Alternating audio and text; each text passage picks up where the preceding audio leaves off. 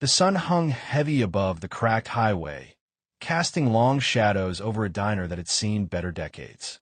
The neon sign outside buzzed and flickered against the afternoon heat. Ruby's Roadside.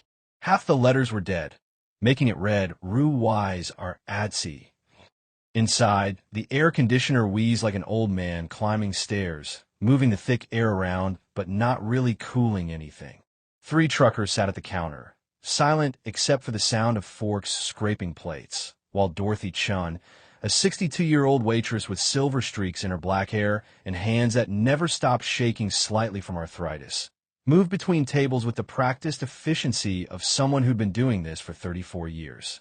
Her apron was the same one she'd worn for a decade, with a coffee stain near the pocket that wouldn't come out no matter how many times she washed it. Her orthopedic shoes squeaked against the checkered linoleum floor, a sound so familiar the regulars didn't even hear it anymore. Dorothy had bought this diner 18 years ago when the previous owner died and his family wanted nothing to do with it. She'd used every penny of her late husband's life insurance, every cent she'd saved from 30 years of tips, and turned this forgotten roadside stop into something that mattered. Not to everyone, but to the people who needed it most. The truckers who drove through at 3 a.m. knew Dorothy would have fresh coffee ready. The families whose cars broke down on Route 9 knew she'd let them wait inside for the tow truck, feed their kids for free if they looked hungry. The elderly folks from the trailer park 2 miles down knew Tuesday lunch was half price, even though the sign outside didn't say that. Dorothy had learned something in 62 years of living. Kindness didn't cost much, but it was worth everything. Her husband Wei had died 19 years ago. Heart attack at 53, sudden and final. They'd never had children. She wanted them desperately, but life had other plans. And now she was alone, running a diner that barely broke even most months, her knees screaming every time she stood up, her hands aching every time she gripped a coffee pot. But she never complained, not out loud, because complaining meant admitting defeat, and Dorothy Chen hadn't survived this long by giving up. Here's what you need to know before this gets wild. If you believe that kindness matters more than money, that generosity creates ripples we can't always see, and that sometimes the people who look the scariest have the biggest hearts, hit that subscribe button right now. Drop a comment telling us where you're watching from, because what happens next will remind you that miracles come from the most unexpected places. That Thursday afternoon was like any other. The heat pressed down on everything like a weight. The highway shimmered in the distance. Inside, the oscillating fan rattled on its base, doing almost nothing. Dorothy was refilling salt shakers when she heard it. The low rumble of motorcycles. Not one or two. Multiple engines, growing louder. The door opened, and 5 men walked in. Bikers. Their leather vests were road-worn and dusty. Their faces sunburned and exhausted. They weren't young. The youngest looked maybe 35, the oldest pushing 60. They moved slowly, like men who'd been riding too long without rest. Dorothy was crying now. Full, heaving sobs that shook her whole body. 62 years of holding everything together, of being strong, of never asking for help, all pouring out at once. I don't know what to say, she managed between sobs. A woman stepped forward, 50-something, with long gray hair and kind eyes. You don't have to say anything, honey. But if you want to, you can start by telling us what you need. Because we're not just giving you money and leaving. We're family. So what do you need? Dorothy looked around at the diner, at the roof that leaked when it rained, at the booths with duct tape holding the vinyl together, at the grill that was on its last legs, at 34 years of barely surviving. Everything, she whispered. I need everything. Ray smiled. Then that's what you'll get. What happened over the next 6 hours was something Dorothy would remember for the rest of her life. The bikers didn't just stand around. They worked. Some had construction skills. Some were electricians. Some were plumbers. They fanned out, assessing, planning, organizing. By the end of that day, they'd fixed the roof, replaced the broken freezer, installed a new grill, reupholstered every booth, painted the entire interior, replaced all the cracked tiles, fixed the air conditioner, updated the electrical panel, replaced the neon sign. Now it read Dorothy's Roadside, home of 600 sons. Local news arrived. Cameras rolling. Interviewing Dorothy, who could barely speak through tears. Interviewing Clayton, who told the story simply. She fed us when we had nothing. Now we're making sure she never has nothing again. By evening, as the sun set and the bikers prepare to leave, Dorothy stood in the middle of her transformed diner and wept. Not from sadness, from overwhelming, impossible joy. Ray found her sitting in a booth, staring at the new everything, still trying to process. You doing okay, Dorothy? I don't understand why you do all this. I just fed 5 men. That's all. That's everything, Ray corrected. You know how many people we passed on that road? How many diners we stopped at where people looked at us like we were criminals? You saw 5 hungry human beings, and you fed them. You didn't ask questions, didn't demand payment up front, didn't make them prove they deserved kindness. You just gave it. He sat down across from her. I've been riding for 47 years, and I've seen a lot of hate, a lot of fear, a lot of people who judge us before we even open our mouths. But every once in a while, I meet someone like you, someone who reminds me that good people still exist. And when I find those people, I hold on to them. We all do. Dorothy wiped her eyes. I was just raised to be kind. Then your parents raised you right. And now you've got 600 more family members who were raised the same way. Over the following weeks, the story spread like wildfire through every corner of America. News outlets picked it up. 600 bikers renovate diner for Waitress who fed them when broke. The video clips showing Dorothy crying as hundreds of bikers worked on her diner played on loop across every major network. CNN ran a segment. Fox News did an interview. Local stations sent reporters to Ruby's roadside every single day for 2 weeks straight. Dorothy appeared on morning shows, still wearing her faded pink apron because it felt wrong to wear anything else. She sat on couches next to talk show hosts who asked her the same question over and over. Why did you do it? Why did you feed them when you knew they couldn't pay? And every time, Dorothy gave the same answer, simple and true, because they were hungry. And I had food. It's not more complicated than that. But it was more complicated, at least to the rest of the world, because Dorothy's act had become a mirror, reflecting back to people what they'd lost somewhere along the way. The ability to see strangers as human beings. The courage to help without expecting anything in return. The faith that kindness wasn't weakness, but the strongest thing a person could offer. Clayton did interviews too, sitting on his motorcycle outside the diner, his weathered face serious, as he explained what that meal had meant. We were broke. We were grieving. We were at our lowest point. And this woman, who had every reason to say no, who probably needed that money more than we did, she fed us anyway. She restored our faith that good people still exist. The diner became famous overnight. But more importantly, it became something else. A pilgrimage site. A symbol. A reminder that kindness matters. That small acts create big ripples. That family isn't always blood. Dorothy's roadside became a destination practically overnight.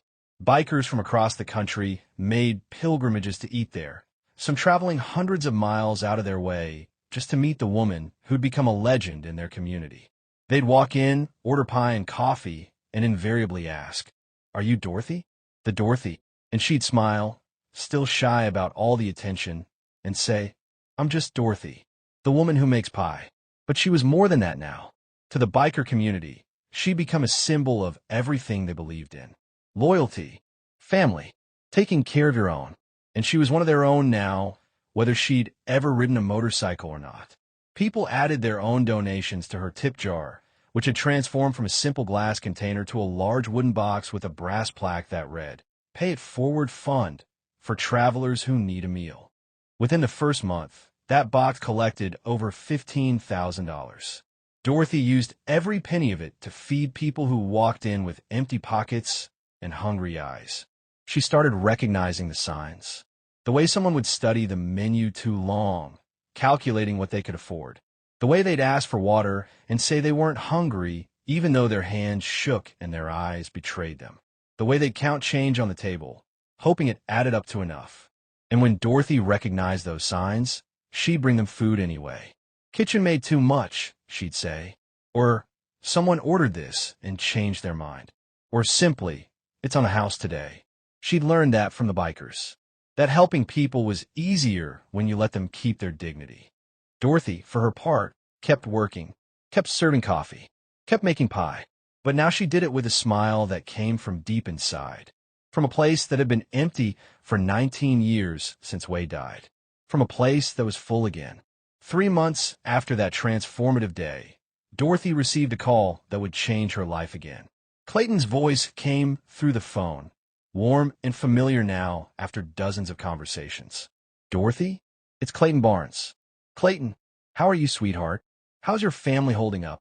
She'd learned that his brother had left behind 3 children, and Clayton had been helping his sister-in-law navigate the aftermath of sudden loss. "We're managing, getting stronger every day.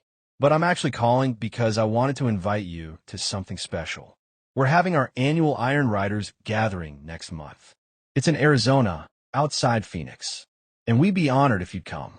As our guest of honor, we'll cover everything. Flights, hotel, everything." Dorothy's first instinct was to say no. She hadn't left Nevada in 40 years, except for one trip to her cousin's funeral in Utah. The thought of flying, of being away from the diner, of being the center of attention at a gathering of thousands of people made her chest tight with anxiety. "I don't know if I can leave the diner," she started. "Dorothy," Clayton's voice was gentle but firm, "you've got enough money now to hire help, to take a vacation. When's the last time you took a day off? A real day off where you didn't worry about the diner or the bills or whether you'd saved enough?" She thought about it, couldn't remember. Even when Wei was alive, they'd worked 7 days a week. The diner had been their dream and their prison, beautiful and exhausting in equal measure. "I suppose I could hire someone," she said slowly. "There's a woman from the church who's been asking about part-time work." "Then do it," Clayton said. "Come meet your family, all of your family. There'll be over 3,000 people there, Dorothy. And every single one of them knows your story. Every single one of them wants to thank you." 3,000 people. The number made her dizzy. But something in Clayton's voice, something warm and insistent, made her say the words she never thought she'd say. "Okay," she heard herself whisper. "Okay, I'll come." The silence on the other end lasted just a beat too long. Then Clayton's voice came back, thick with emotion. "You just made me the happiest man in Arizona. We're going to take such good care of you, Dorothy. I promise." The Iron Riders' annual gathering was held in the desert outside Phoenix, at a sprawling event space that had been transformed into a temporary city of motorcycles, tents, and stages. 3,000 bikers from across the country had converged on this patch of Arizona desert, their bikes forming glittering rows that stretched as far as Dorothy could see. When Dorothy's plane landed, Clayton was waiting at the airport with 5 other riders, holding a sign that read, "Welcome home, Mama Dorothy." She cried right there in baggage claim, and Clayton had wrapped her in a bear hug that smelled like leather and sunshine and safety. They'd driven her to the event in a convoy, bikes surrounding the car like an honor guard. And when they'd arrived at the gathering, the riders had parted like a sea, creating a path for her to walk through. 3,000 people stood in silence, then erupted into applause that rolled across the desert like thunder. Now, standing backstage in a tent that smelled of dust and anticipation, Dorothy's hands wouldn't stop shaking. A young woman with kind eyes and a leather vest had done her makeup, gentle and patient. "You're going to be beautiful up there," she'd said. "Not that you aren't already. But the lights wash people out. I don't know what to say to them," Dorothy had confessed. "I'm not good at speeches." "You don't need to be good," the woman had replied. "You just need to be you. That's all they want to see." And now Ray Coleman stood on that stage in front of all of them, his silver hair gleaming under the late afternoon sun, his voice carrying across the crowd through speakers that made it sound like God himself was talking. "Most of you know this story," Ray was saying. "But for those who don't, let me tell you about a woman named Dorothy Chen." He told it simply. 5 broke bikers. A funeral. A waitress who fed them without asking for payment. A small act that had become a movement. "That woman is here today," Ray said, and the crowd began to stir with anticipation. "And we're going to do something we've never done in the 47-year history of this gathering. We're going to honor someone who's never ridden a motorcycle, someone who's never worn our colors, someone who showed us that family isn't about what you ride. It's about who you are." He turned to the side of the stage. extended his hand. "Dorothy Chen, would you please come out here?" Dorothy's legs almost didn't work. Clayton was there, offering his arm, and she took it, let him guide her onto that stage. The roar that erupted from 3,000 throats was unlike anything she'd ever heard. Not angry, not frightening. Pure Jay, pure love, pure gratitude expressed in sound. She stood there, this 62-year-old woman in her church dress, and waved shakily at an ocean of leather and chrome and humanity. And they loved her. She could feel it washing over her like a wave, so powerful it almost knocked her down. Ray Coleman handed her a leather vest, custom-made. On the back, instead of club colors, it read, "Dorothy Chen, Mama Dorothy, Iron Riders honorary member, family forever." The crowd erupted.